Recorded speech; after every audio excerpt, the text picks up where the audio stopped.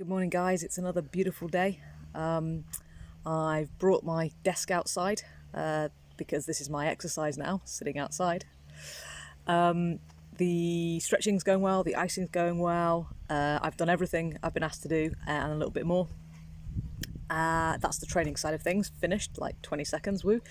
On the work side, I'm doing loads. I'm now working on stuff that normally I wouldn't do until August or September. And the reason I'm doing August and September's work now is because I know that by then, all being well, I'll be back up and running. And once I'm able to run again, I'm going to want to spend as much time as possible running, doing the training that supports running and recovering.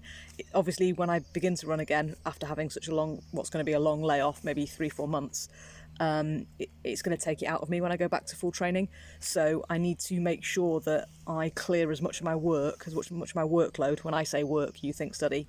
I've got to clear my workload now to make time in the future for training. And it's kind of like exactly really what I'm asking you to do right now. I'm asking you to get your GCSE Maths in really good shape before you go back to school, so that once things return to normal, you're able to get as much out of your training, you've got more time for your recovery, you're not stressing, you're not worrying about your maths level.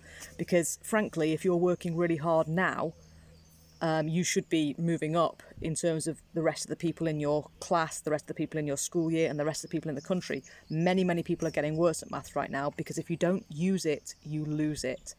It is just like training. It's just like muscles or cardiovascular fitness. If you don't use it, you lose it. And that's why you hear teachers talking about maths being a spiral curriculum, which means we teach you the same stuff over and over and over and over again. You'll notice that you did expanding brackets in year 7. You did it again in year 8 and year 9 and year 10. And guess what? You'll be expanding brackets in year 11.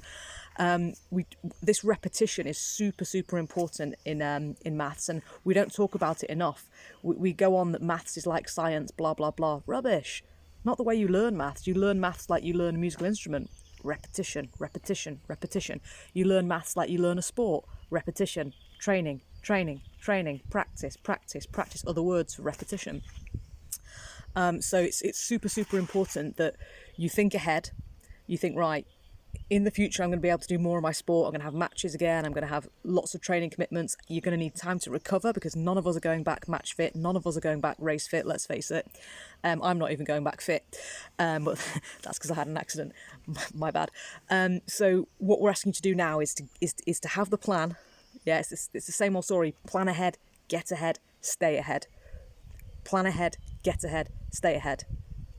If I'm not already in your inbox, I will be within 3 hours. Sarah Hollins, Wicked Maths.